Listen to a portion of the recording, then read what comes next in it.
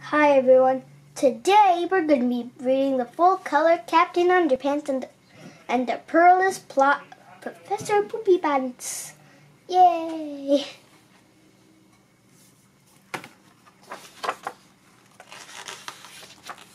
"25 chapters. In our last 3 adventures, we tried to save our crazy principal from disaster. He thought he was a real superhero, but he wasn't.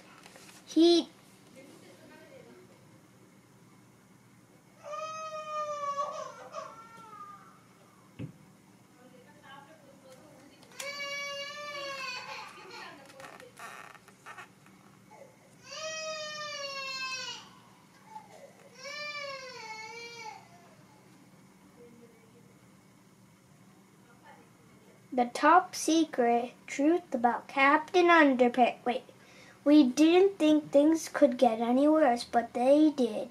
The top secret truth about Captain Underpants. All new. Once upon a time, there was 2 cool kids named George and Harold. We are awesome. Me too. They had a mean old principal named Mr. Krupp. Blah, blah, blah, blah. And blah, blah, blah. Mr. Krupp was very mean to George and Harold. Blah, blah, blah. So they bought a 3D hypno ring. They used it to hypnotize Mr. Krupp.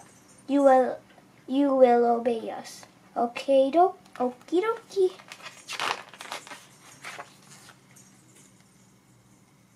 But they made a terrible mistake. Wrong spelling. You are now Captain Underpants. Okay, haha. Hey, come back, Mr. Krupp. Tra-la-la, tra-la-la. Mr. Krupp thought he was a real Captain Underpants, but he didn't have any superpowers. Stop, you big dummy. They had a lot of adventures. One time they even got attacked by a UFO.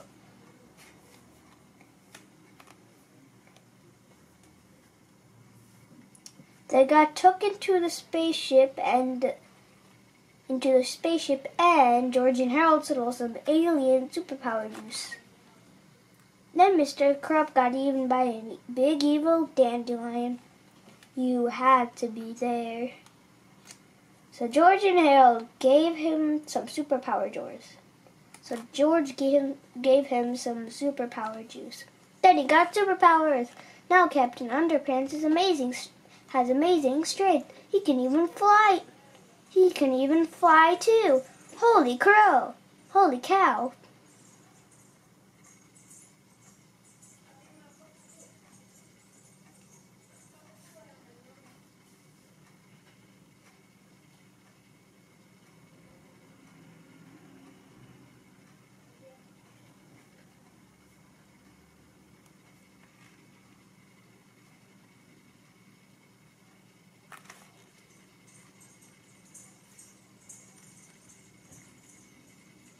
The only way George and Harold can stop Captain Underpants from causing trouble is pouring water on his head. This makes him turn into Mr. Krupp back. This makes him turn back into Mr. Krupp. Hey, bub. But beware, because whenever Mr. Krupp hears somebody snap their fingers, snap, snap, he turns back into you know who. Tra-la-la. Oh no, here we go again. The end. Treehouse Comics, Inc. Chapter 1, George and Harold. This is George Beard and Harold Hutchins. George is the kid on the left with the tie and the flat top. Harold is the one on the right with the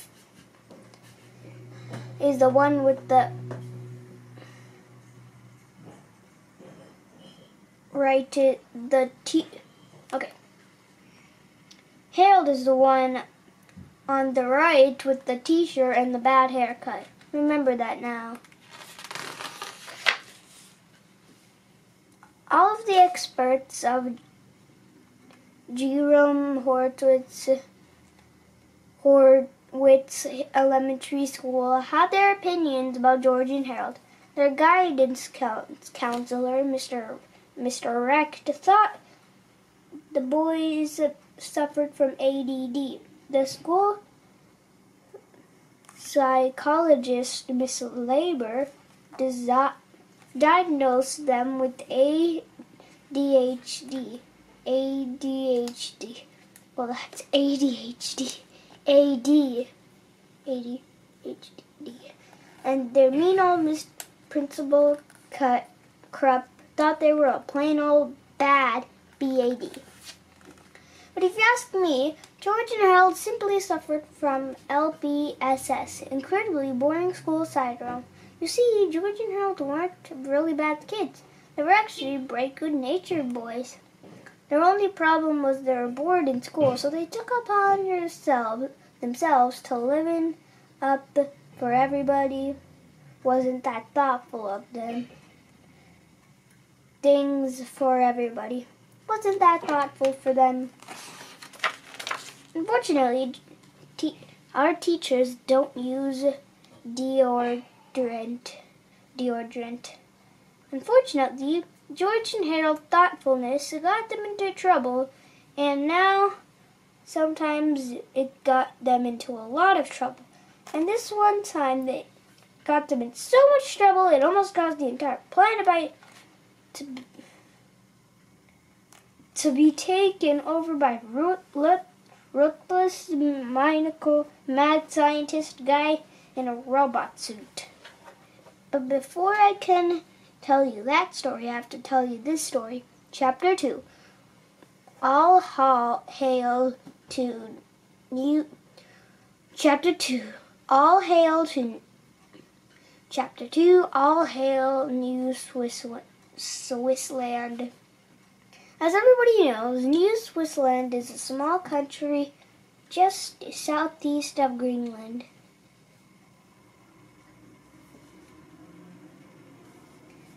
You probably know all about New Swissland's natural resource and systems of the government, but here's something about New Swissland that I will bet you didn't know. Everybody in New Swissland had a silly name. Just ask their president, the Honorable Chuckles Jingleberry, McMonkey Burger Jr., and his lovely wife, Stinky. Chuckles and Stinky. New Swissland.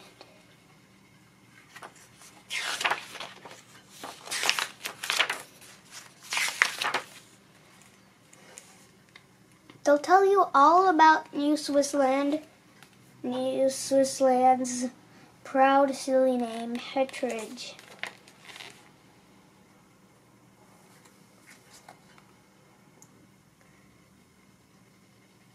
They'll tell you about the cultural significance, silly names, and they'll probably tell you a really, really long, boring story of how this stupid tradition got started. We'll skip that part, okay? Just remember that everybody in New Swissland has a silly name, from the richest to the poorest and the dumbest to the smartest. New Swissland Hall of Fame. And speaking of smartest, let me introduce you to Professor Poopypants. Introduce you to Professor Poopypants. The statue of him in there in the bottom right-hand corner of the page. Dun, dun, dun, dun.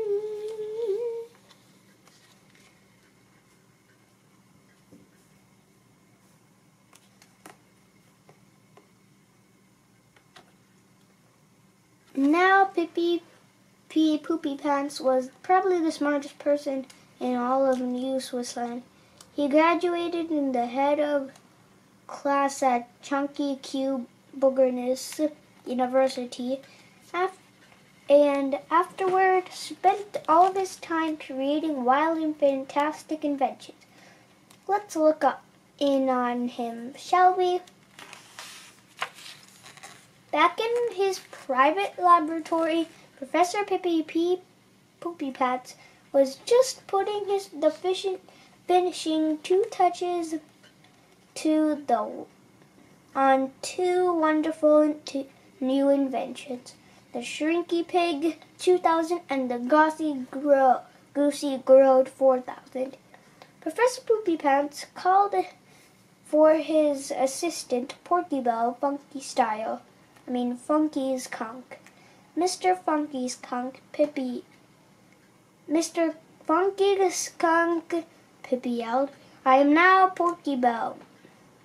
I am now ready to test my new inventions." Porky Bell took the notes while Professor aimed his Shrinky Pig 2000 at the hideous pile of trash. Oh, look. George and Harold are going to steal it, I guess. I don't really know. Blizzard.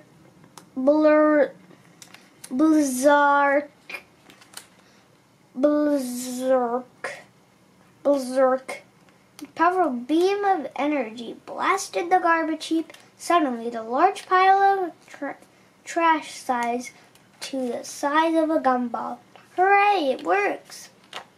"It works," cried Professor Poopypants. Now I must try the Goosey Grove 4000.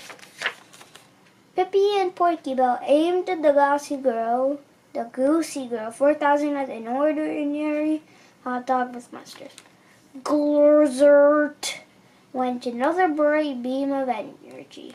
Suddenly, the hot dog grew and grew until it crashed to the walls of the laboratory. "We did it!" exclaimed Porky Bell. "What do you mean, we?"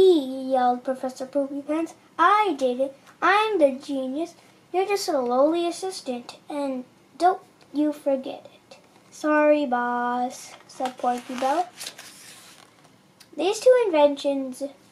With these two inventions, exclaimed Professor Poopypants, "I'll be able to solve the world's garbage problem and create enough food for everyone on the entire planet." Finally, it looked as if all of Earth's dilemmas would be fixed forever. But who would have believed in just a few short weeks Professor Poopypants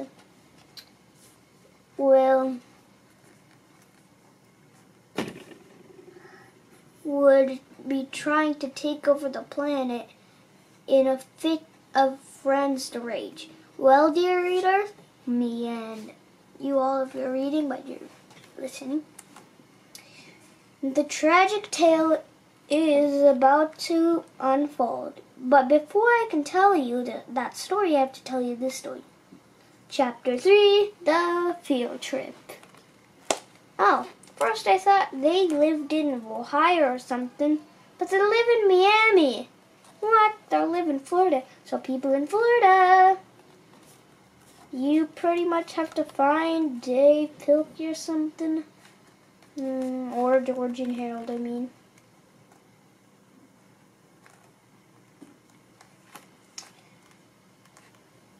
Jimro Hortwitz Elementary School was having a big annual festival trip to Piqua Pizza Place.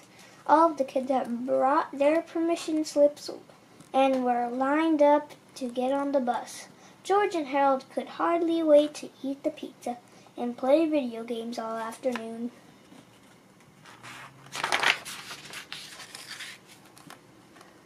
"This is gonna rule," said George. Yeah, if we get there, said Harold. "Hey," said George, let's change the letters around the school sign while we are waiting." "Good idea," said Harold.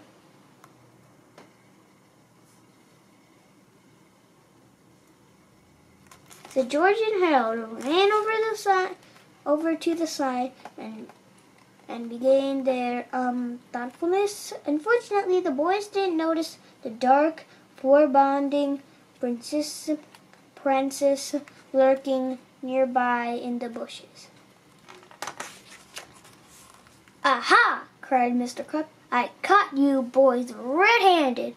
"Uh-oh," said George. "Heh heh," laughed Harold. "This is just a little joke." "A joke?" yelled Mr. Crab.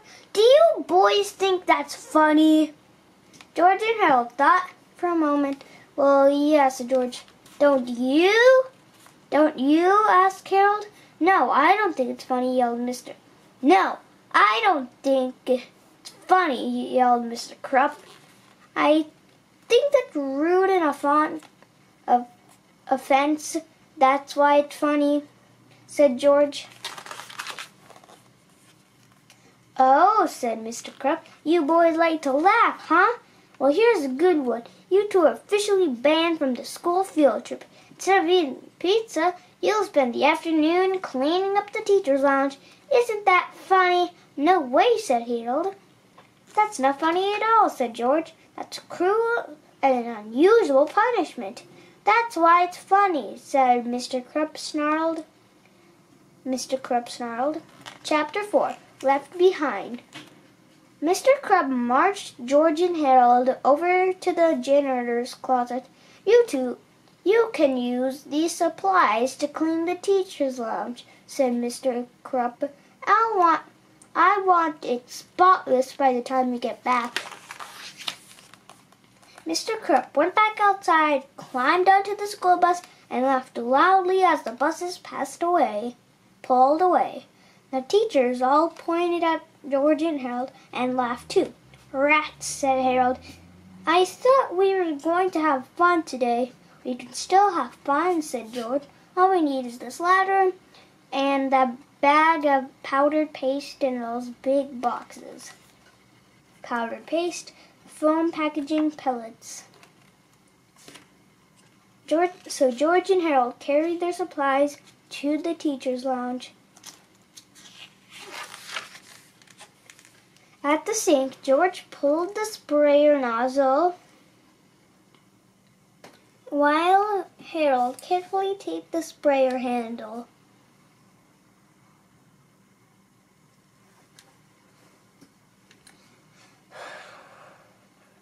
On position. Then the two boys put the nozzle back, making sure the sprayer head was pointed in the right direction. Next, George held the ladder steady while George climbed the ceiling up to the ceiling fan.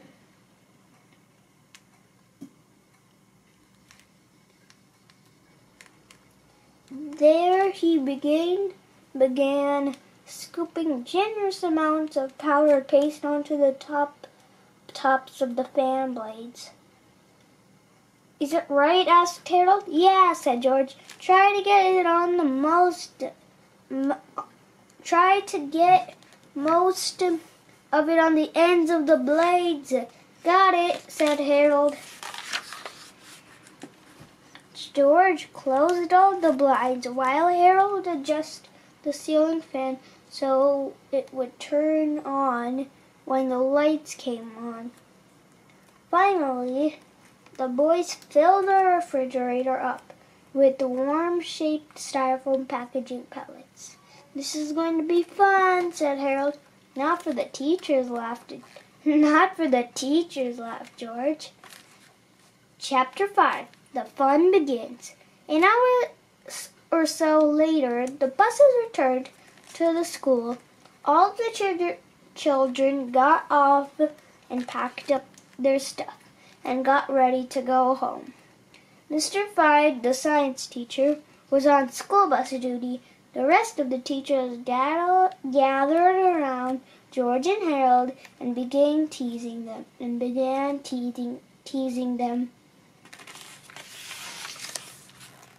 "You kids sure did miss the fun field trip," said Miss Ribble.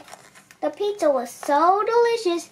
Too bad you didn't get any," I wanted to bring you back pizza, said Mr. Meaner, but I ate it on the bus.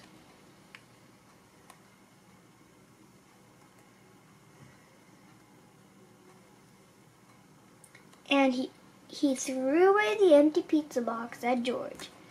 And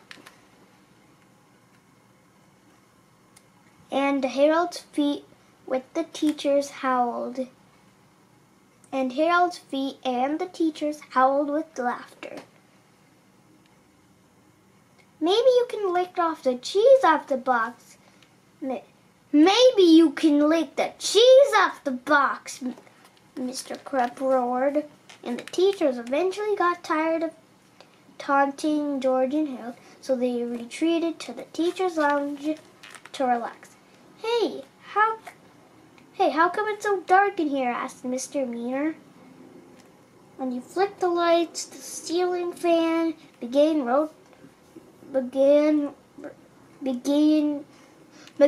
to rotating very slowly. Miss Ribble went to the sink and turned on the faucet. Suddenly, the spray nozzle sprayed cold water all over her. Ah! She screamed. Somebody turn off the water! The other teachers sprang up and tried to help. They all got sprayed too. The ceiling fan was rotating faster now.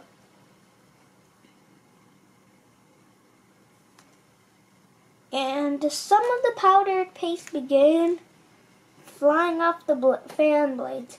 The teachers struggled with the faucet, pushing, shoving each other. Finally, somebody turned off the water, but not before it was thoroughly soaked. The ceiling fan was now spinning at full speed. All the powder on the fan blades had been flung off, and now it was floating down onto the wet teachers. Hey, what the? Cried Mr. Meaner. What's all this sticky stuff? Yelled Mrs. Anthrope. By now, all of the teachers were covered in gooey, sticky paste. It didn't take a genius to know that George and Harold were behind all this. Those brats not have touched my diet soda, Miss Ribble shouted. Those brats better not have touched my diet soda, Miss Ribble shouted. She dashed to the refrigerator and swung the door open. Swish! Suddenly, thousands of tiny styrofoam pellets flew out of the room. The wind from the ceiling fan blew the pellets around and around. Naturally, they landed on the stickiest things in the room. The teachers. Wow.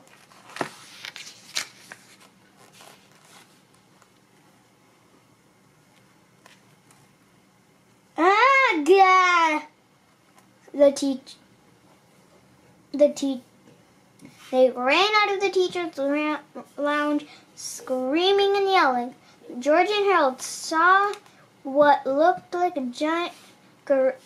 group of giant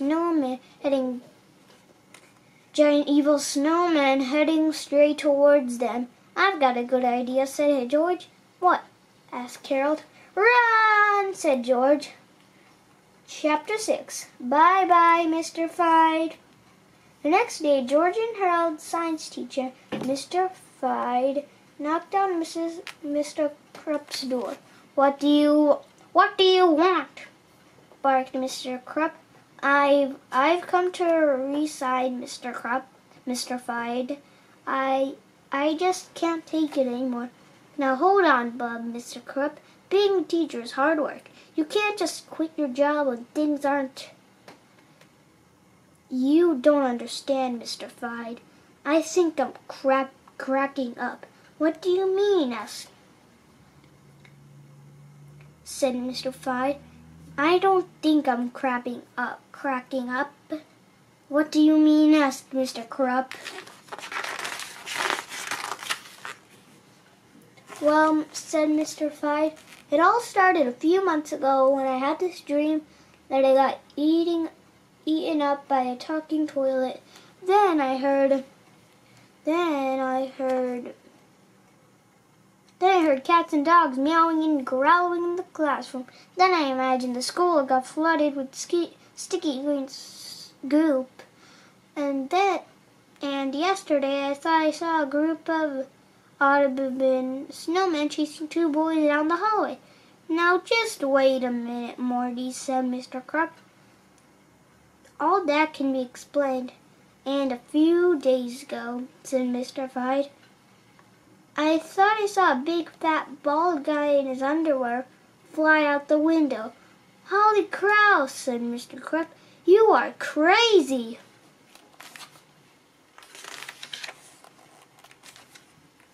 So Mr. Fide handed the registration and left Jerome Hertwitz Elementary School for the greener pastures of the Poitras Valley, home for the reality challenged.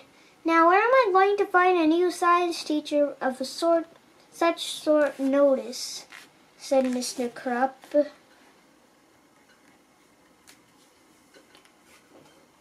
Oh, where? Chapter 7. Here, oh here. Remembering that Professor Poopypants was telling you back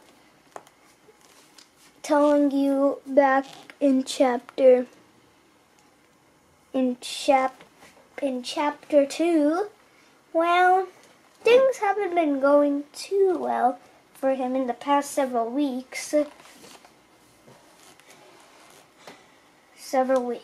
Professor Poopypants has come to America to share his Shrinky Pig 2000 and the Goosey Girl 4000 the world, but nobody seemed to want to hear about his inventions. They were all too busy.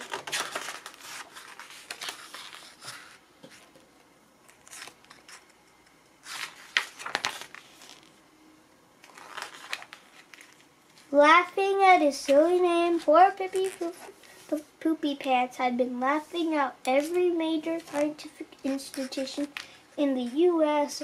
He'd never been Googled out to Georgetown, howled out of Harvard, yunkled out of Yale, snickered out of Stanford, and chuckled out of Chattanooga State Technical Community College. Ha ha ha ha ha, ha ha ha ha, hee hee, ha ha ha. Professor Poopypants was running out of money, and there was no place left for him to turn. Then one day, Professor Poopypants walked into a New York coffee shop and picked up a newspaper.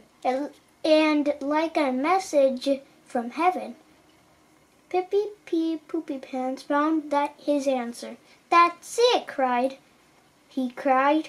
I'll become an elementary school science teacher.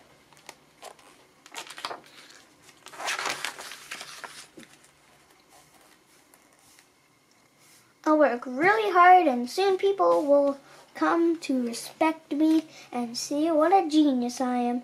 Then I can introduce my great inventions to the world. Poopypants was certain that one place people wouldn't laugh at his name was an elementary school. Kids are accepting and loving. You can always count on the sweetness and innocence of children. Chapter 8. The sweetness and innocence of children. Hello, boys and girls. Said the professor a week later. I am going to be your science teacher. My name is Professor Poopypants. Ha ha, he ha, ha ha ha ha ha ha ha. Ha ha ha ha ha ha he ha ha he ha ha he ha ha he ha ha he ha ha he ha ha he. All right, settle down, boys and girls. Yes, it's a funny name, I know, but let me explain how I got this name. Please, children, settle down. It's not that funny, let me assure you. Boys and girls, stop laughing. All right, I'm going to count to 10, and when I'm done, I want all of you to be quiet down so we can learn about the wonderful world of science. 1, 2, 3, 4, 5, 6, 7, 8, 9 and a half. Children, please stop laughing. I know you're very far behind your lessons, and we've got a lot of chatting up to do. Boys and girls, stop it. I'm not going to tell you again. It's not funny. There's no reason at all for you to be laughing at my name. I'm sure we all have funny names. Think about it. Stop right now. Okay, boys and girls, I'll just wait until you sit down. I can wait. Ha ha ha ha ha, he ha he, ha ha he ha ha he, ha ha he.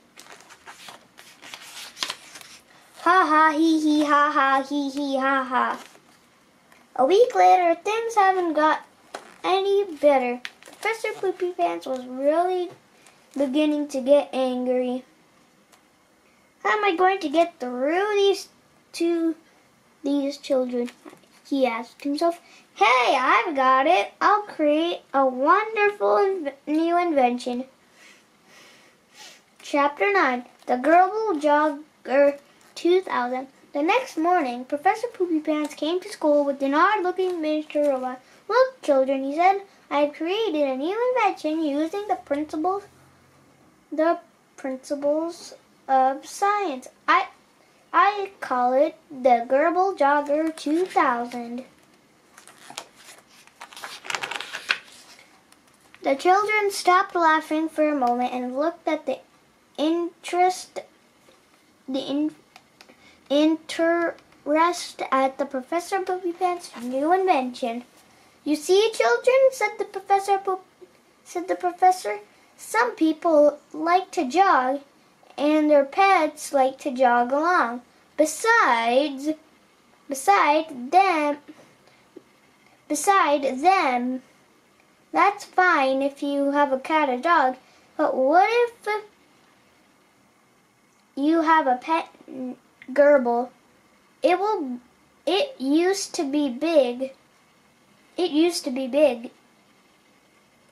be a big problem, but not anymore.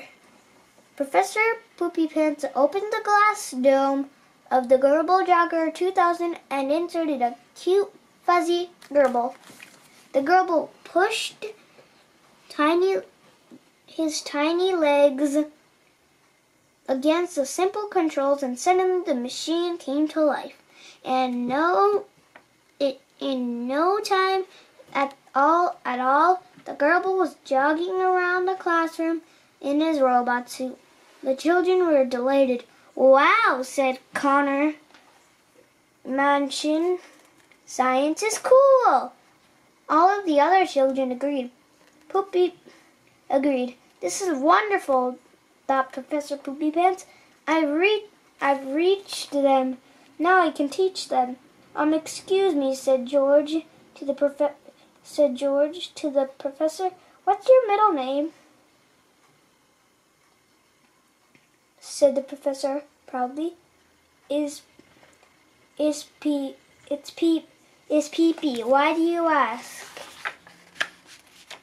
Ha ha ha ha ha ha hee ha hee ha ha ha ha hee hee ha. At the point, the children picked up where they had left off, laughing at Professor Poopypants' ridiculous name. The professor began to shake with anger. Tiny veins in his forehead started growing. His face turned bright red. "I can't take it! Can't take much more of this," said the furious professor. Said through the clenched teeth, "I think I might blow a fuse if one more thing happens." Chapter 10. Just one more thing. Soon afterward, in reading class, the children all heard a story. Pied Piper of Himelian. "You know," said George, "that story gives me an idea." So George began working on their newest comic book. That afternoon, they snuck into the office and ran off copies of their new adventure to sell on the playground. And everything would have been just fine if one of the third graders, which I'm going to be one and school is going to start soon, hadn't left his copy lying around in the hallway. Chapter 11. Captain Underpants and the Pied Pooper of Pyqua. P. By George Beard and Harold Hutchins. Captain Underpants and the Pied Pooper of Pyqua. Once upon a time in the city of Pyqua, Ohio, there was a science teacher whose name was Poopypants. "My middle name is Pee-Pee." Everybody laughed at his name. Ha ha ha ha. This made Pippi mad. "I'll show them." So he built an army of Gerbil Jogger 2000s and put a Gerbils inside each one. "Hey, man!" But he couldn't make them do any evil stuff. Rats. Tap, tap. Then he thought of an evil plan. But of course, he made a bunch of little headphones and put them on the Gerbils. Hey! Soon Professor Poopypants' army of Gerbil Jogger 2000s were off on an evil rampage. They all headed straight for the school. Ha ha ha ha ha ha. Help! Help! The Gerbil Jogger 2000s broke in the cafeteria. They just knocked over some cupcakes. And now they're attacking the gym teacher. Somebody, quick, save the cupcakes! Professor Poopypants and his evil army rounded up the children, all the children. "Follow me! Ha ha ha!"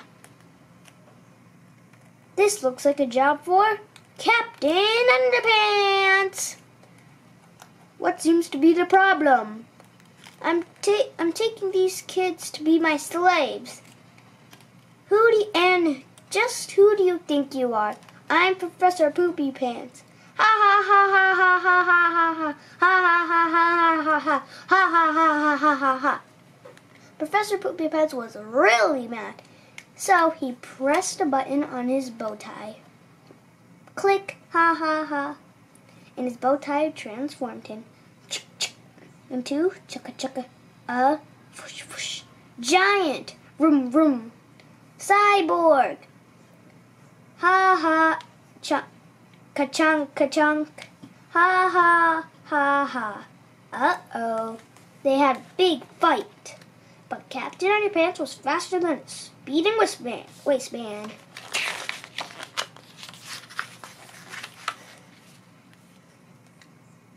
More powerful than boxer shorts. Owie! And able to leap tall buildings without getting a wedgie. Tra-la-la, tra-la-la, tra-la-la. Professor Poopypants chased over here chased our hero to the auto junkyard. I've got you now, waistband warrior. Clunk. Now I'm gonna crush you. Start. Big Crusher Thingy 2000. Captain Underpants pressed the button.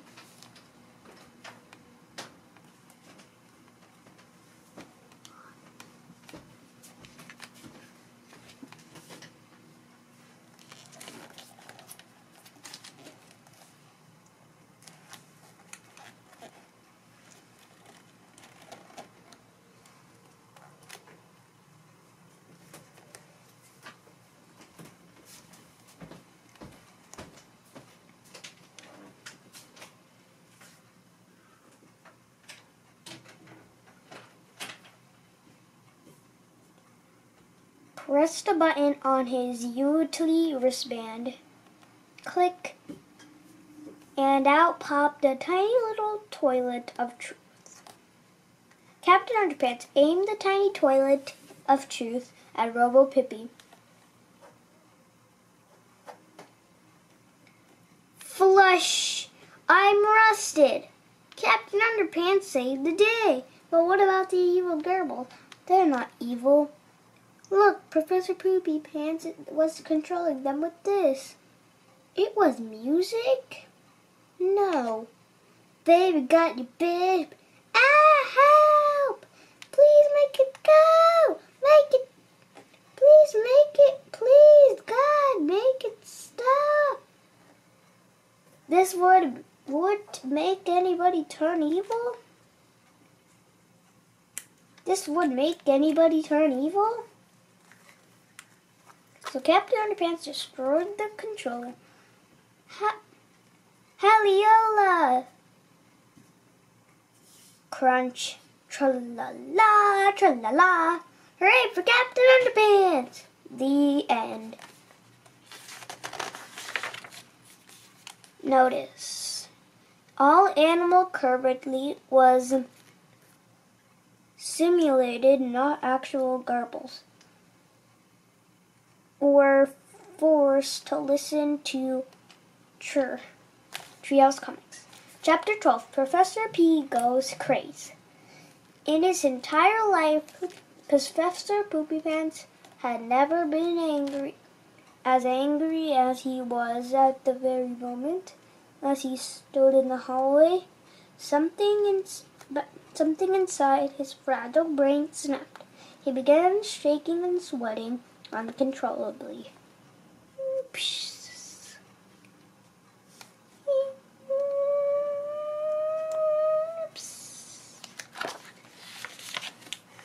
Suddenly, a wicked smile stretched across the professor's face. He staggered toward the empty classroom, mumbling to himself and giggling. He had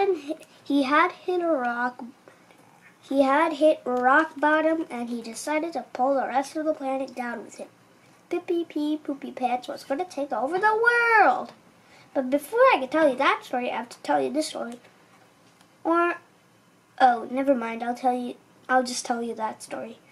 Chapter 13. Honey, I shrunk the school. Professor Poopypants opened the storage closet in his classroom and took out the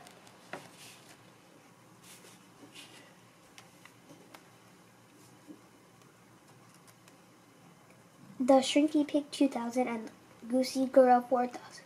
He also grabbed an empty Gerbil Jogger 2000 and stumbled outside with his inventions.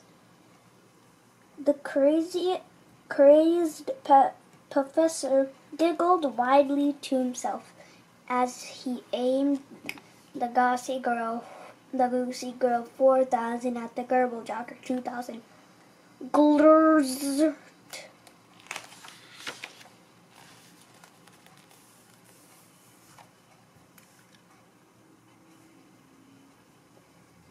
Suddenly, the Gerbil Jogger 2000 grew. 10 stories high. Wow.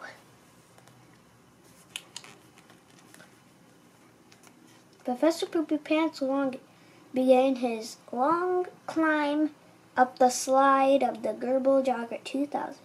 It took almost an hour, but eventually he reached the huge glass dome at the top and squeezed his way inside.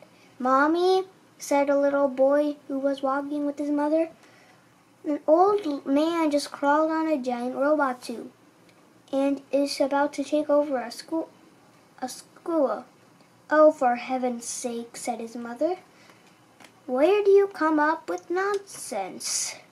Next, you'll tell me a giant man in his underwear is fighting a huge robot in the middle of the city." Professor Poopypants was now in control of the colossal Gerbil Jogger 2000. He reached down with his mighty arm and picked up the Shrieky Pig 2000 and aimed it at the school. Berserk! Just then, George and Harold looked out the window. "Hey," said George, "isn't that the Gerbil robot thingy?" "Yeah," said Harold. "Why is it so big?" "I don't know," said George, "but it's getting bigger by the second."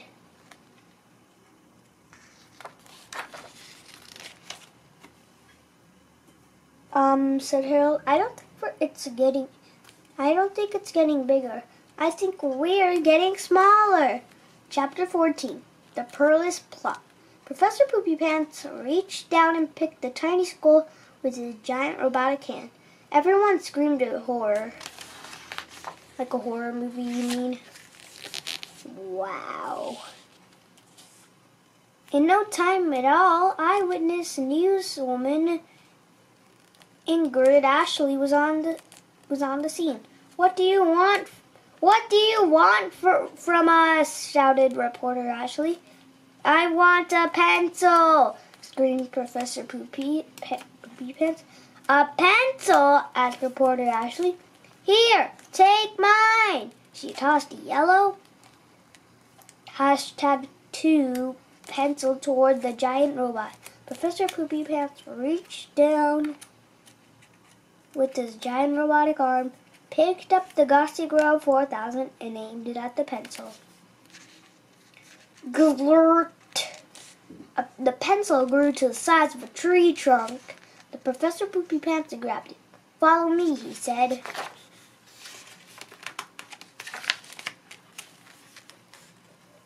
The giant robot led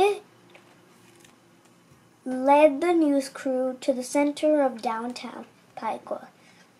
There he found 3 large white billboards.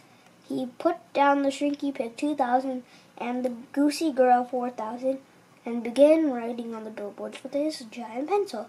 Chapter 15. The name change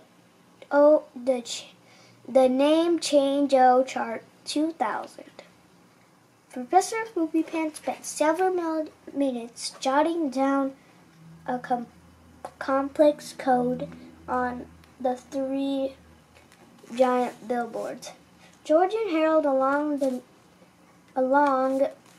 with nearly 1,000 of their fellow shrunken students, watched their mad professor from the terrifying clutch of his giant robotic hand.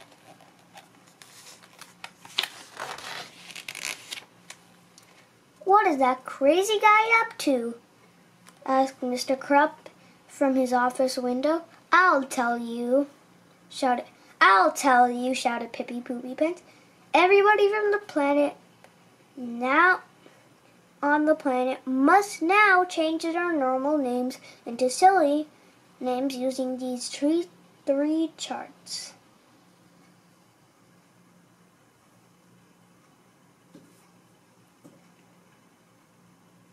Anyone who refuses will get shrunk." How do these charts work?" asked Mr. Krupp. "It's easy," said Professor Poopypants. "What's your first name?" I'm not telling you," said Mr. Krupp. "What's your first name?" shouted Professor Poopypants. All right, said Mr. Crab. It's Benny. All the children giggled. So the first letter of your name is B, said Pippi. Now look at the chart. Find the letter B.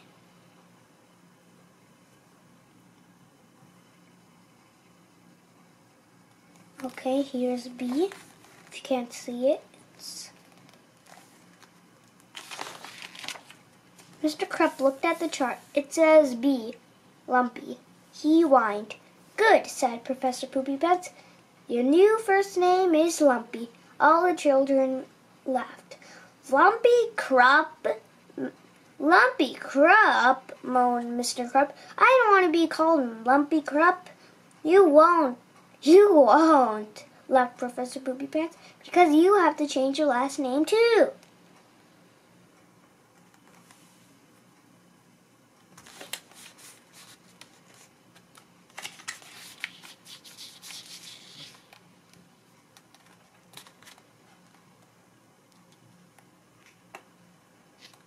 Said the professor, which starts with a K and ends with a P. Now find the letter K on the second chart.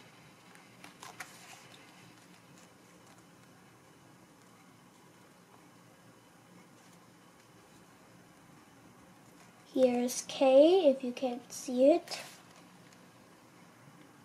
And find the letter P on the third chart. Okay, here's the third chart.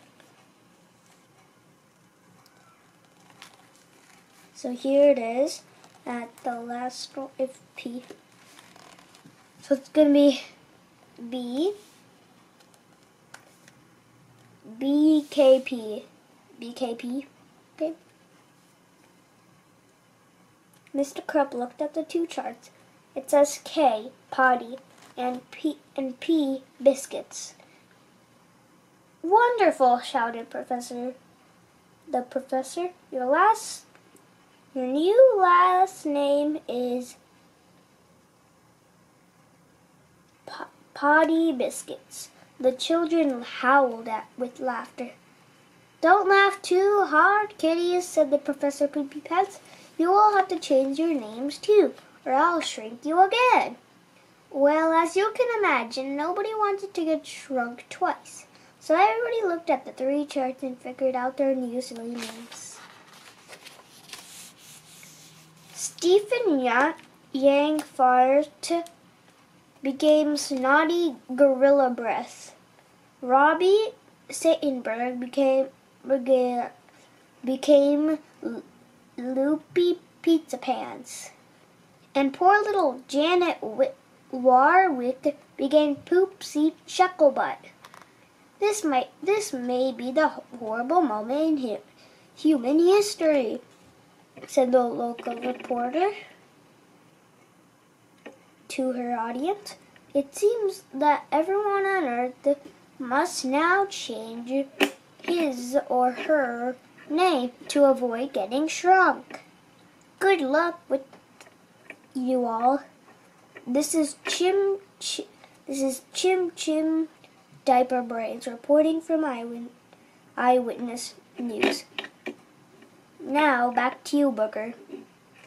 Chapter 16, Fluffy and Cheeseball. This is Fluffy, Toilet Nose, and Cheeseball, Waffle Fanny. Fluffy is the kid on the left with the tie. Here, seriously doing this again. Well, this is George. So Cheeseball, so Fluffy, Toilet Nose is George. Fluffy is the kid on the left with the tie and the flat top. Cheeseball, Waffle Fanny, which is Cheeseball, is one on the right with a t-shirt in the back haircut. Remember that now. We've got to do something, cried Fluffy. But what? Said Cheeseball. We're smaller than two mice. What can we possibly do? Let's go find our old friend, Captain Underpants, said Fluffy. So Fluffy and Cheeseball ran to to Mr. Potty Biscuit's office and found him covering under his desk. "I can't believe it, I'm about to do this," said Fluffy, "but here goes nothing." Fluffy snapped his fingers. Snap! Suddenly the strange change came over Lumpy Potty Biscuits. His worried frown quickly turned into a heroic smile. He rose from behind his desk and thrust out his chest. In no time at all, Mr. Potty Biscuits has removed his outer clothing and tied a red curtain around his neck. "Tra-la-la!" sang the hero, Captain Underpants is here. "Cool," said Cheeseball. But now on you we have to call yourself Buttercup Chicken Fanny. The guy in the gerbil suit says so." "Hey," said Captain Underpants, "I don't take orders from anybody." "Great," said Fluffy. "Now fly out of that window and bring back the big machine thingy with the lava lamp on it too." "Yes, sir," said Captain Underpants. Chapter 17. Captain Underpants to the rescue!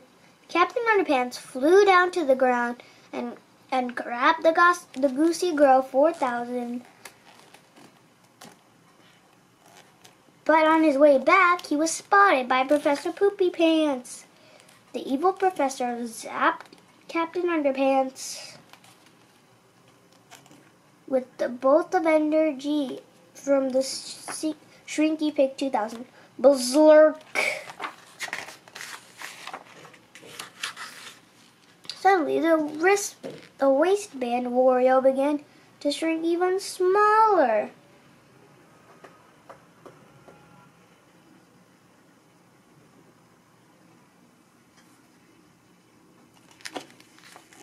Smaller than before. He flew back to the tiny school carrying an extremely small Goosey Girl 4000. And then he dropped it into Fluffy's hand. "Hey, where's Captain Underpants?" asked Fluffy. "I don't know," said Cheeseball.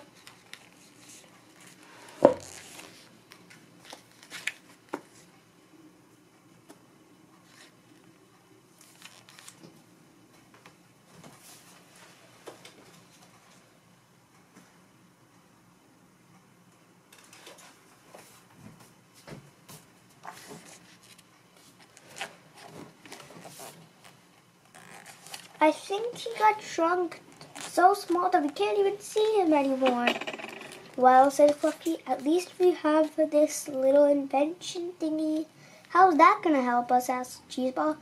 I saw Professor Poopypants use it and make that pencil grow really big," said Fluffy. "It's our only hope of getting back to normal size." "I hope it still works," said Cheeseball.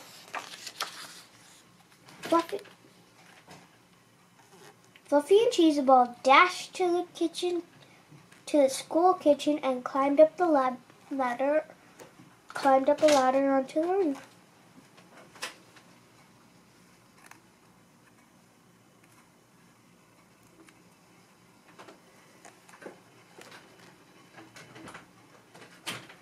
Maybe if we zap the school with this thing, everybody will go back to a normal size," said Fluffy. "Good idea," said Cheeseball. "Then we can all run away." Chapter 18. Are you there? God, it's us, Fluffy and Cheeseball. Fluffy pointed the Goosey Girl 4000 at the roof of the school and got ready to press the button. But the boys were spotted by Professor Poopypants. Quickly, he turned his mighty robot hand, and Fluffy and Cheeseball slid off the roof, downward. They tumbled through the air. "Oh no!" shouted Cheeseball. "We're doomed!"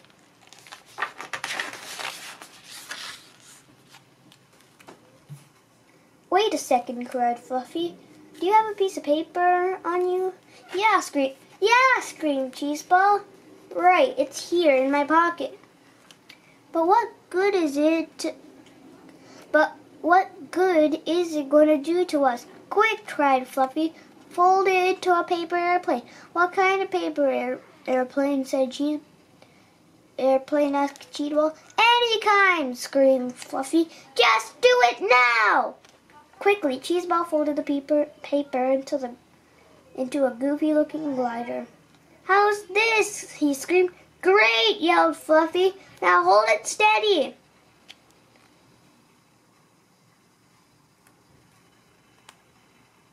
Fluffy pointed the tiny goosey girl 4000 at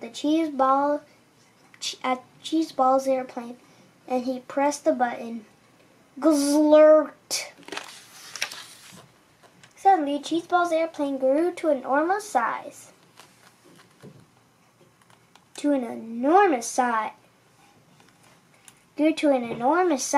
Fluffy and Cheeseball took off gliding through the air. Oh man, cried Cheeseball. I can't believe that worked. We're not out of this yet, cried Fluffy. Chapter 19.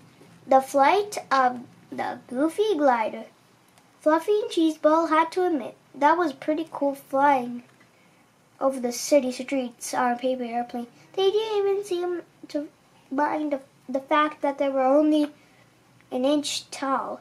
But you can probably imagine the boys' concern that they started heading straight to a wood chipper.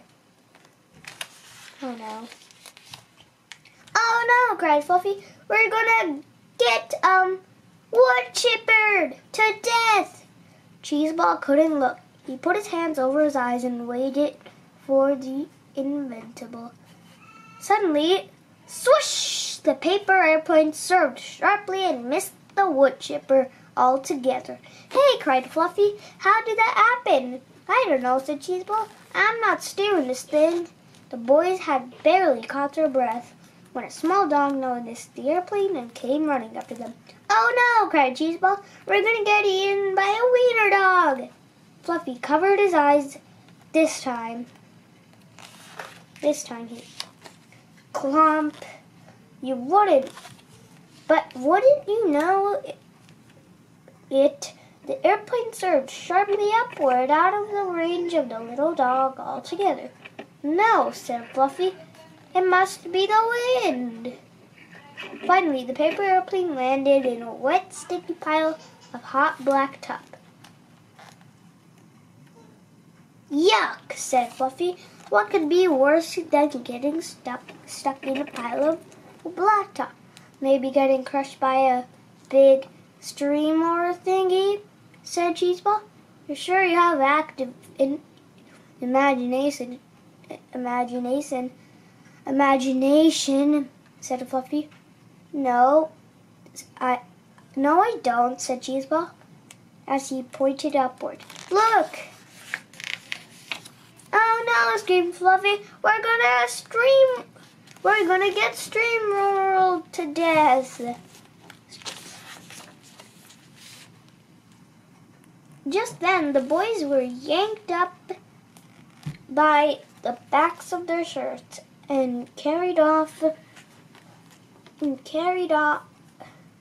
cried Cheeseball, carried off through the air to safety. Something got a hold of us, cried Cheeseball, but I can't see what it is. It must be Captain Underpants, said Fluffy. We can't just see him because he's so small. Hey, said Cheeseball. Oh, I bet he was steering the airplane out of danger. Wait, hold on, let's see that. Nope, couldn't see him. Something's got, okay.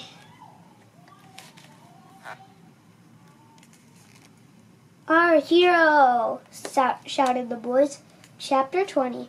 Extra, extra, extra, extra, extra, extra, extra, extra, extra, extra large Captain Underpants.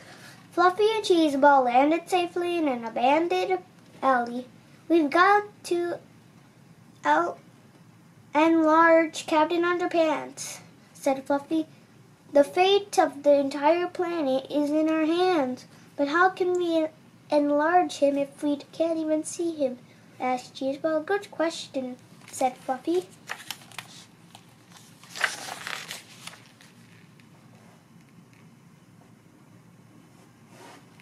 Wait, said Cheeseball. I've got an idea. He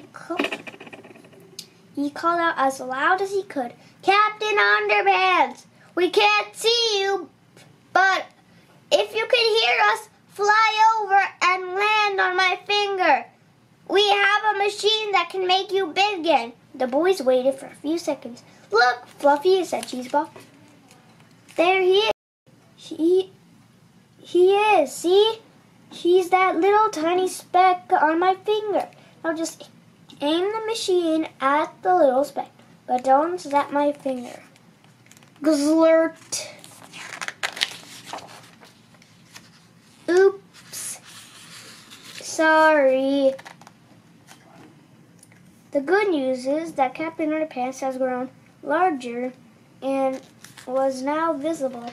The bad news is, well, let's just say that Cheeseballs was going to have an awful hard time picking his nose with his right hand from now on. Fluffy gave Captain Underpants a few more shots from the Goosey Grove 4000.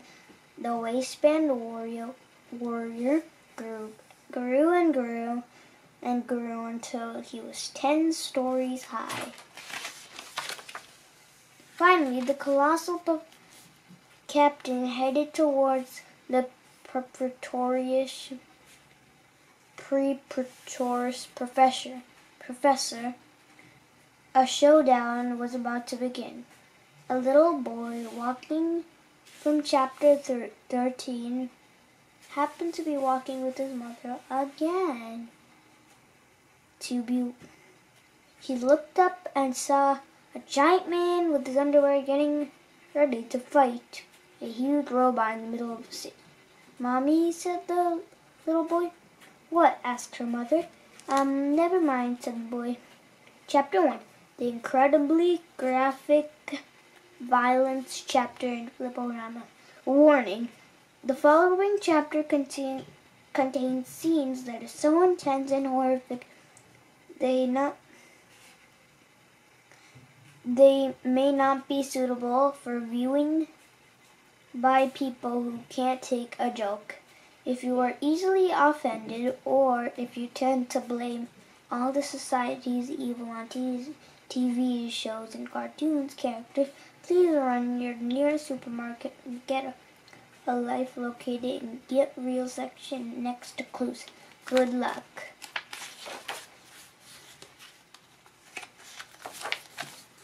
Flipporama 1. Professor Poopypants packed a powerful punch.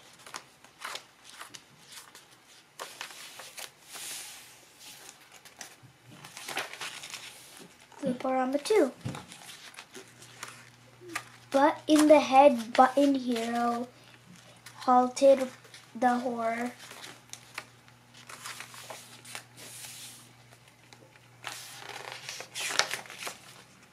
Flipporama 3.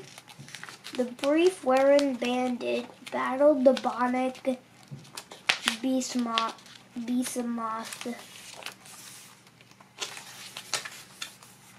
Flipporama 4. The waistband warrior won the war.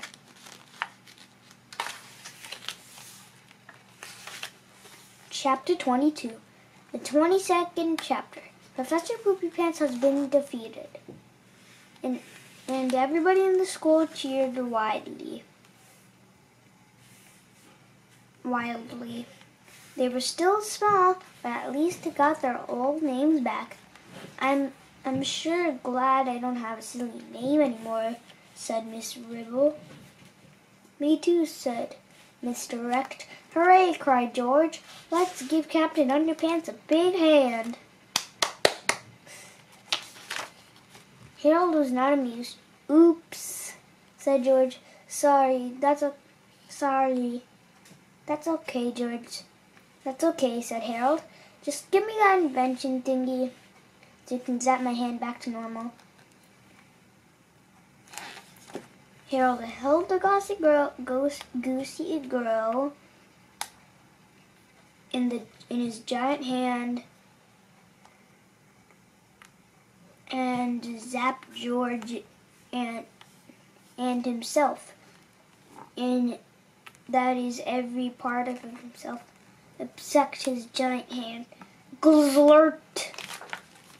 Suddenly, George and Harold were back to their normal sizes.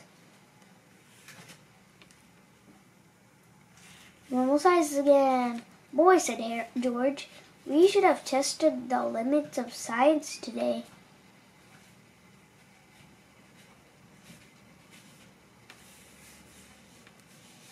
Yep, said Harold, and the limits of your reader's willing suspicion of disbelief. Yeah, said George, that too. The school carried it back to where it belonged. George and Harold got ready to zap the school with the Goosey Girl 4000 while Harold prepared to zap the Captain Underpants with the Shrinky Pig 2000. I hope this works, said George. Me too, said Harold. Chapter 23. To make a long story short. It did. Chapter 24. The chapter before the last chapter. George took Captain Underpants over the bushes behind the school and ordered him to dress back like Mr. Crab. Let's go, bub. We haven't got all day. Then Harold had some fun with the garden hose. In no time, said Mr. Crab was back in his old nasty self again. Soon the cop showed up to arrest Professor Poopypants. There's one thing we don't understand, said George to the professor. Wouldn't it have been smarter to change our own name instead of forcing the rest of the world to change theirs? Gosh, said Professor Poopypants. I never thought of that. A few weeks later, George and Harold received a letter from the Pikewell State Penitentiary. I mean, you can read this because I don't really know how to read cursive, even though I'm in 3rd grade, if some of you know. But I never learned cursive, so sorry. You might have to pause the video and read it on your own. Ha ha hee ha ha ha hee hee ha ha hee hee ha ha hee hee ha ha hee hee ha ha hee hee. Chapter 5. The chapter before the last chapter. You know, said George, I really learned something today. What's that? Asked Harold. I learned that it's not nice to make fun of people, said George. Wow, said Harold. I think this is the first time one of our stories have become mortal.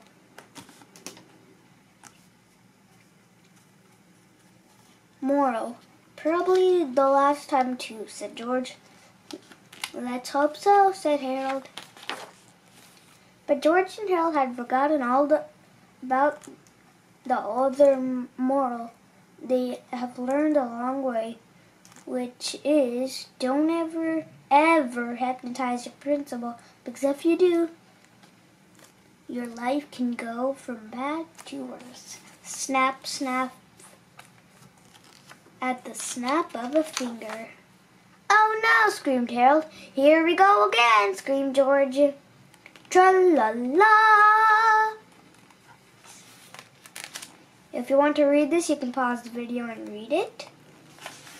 If you want to read this, but it was in the book, you can read this again if you want. And I'm going to read this also. Coming next, from George and Harold. The graphic novel that started it all. When we were in kindergarten, we first made up our first hero ever, Dogman. Me too. The next year, Dogman will star in his first full-length graphic novel. So wag your tails and howl at the moon. The Adventures of Dogman is coming soon. Get ready for action, suspense, romance, sniff, and laughs. Laugh your tails off. Read it to your dog, and then fetch your copy soon. 2016 is the year of Dogman. Here's all the other Captain Underpants. You can read this if you want and pause the video. Bye everyone. I'll see you next time on another book. And the hint is it's gonna be one of the Diary of the Wimpy Kids. And subscribe to the channel if you're new. Hit the like button on this video and share this video with your friends. See you later.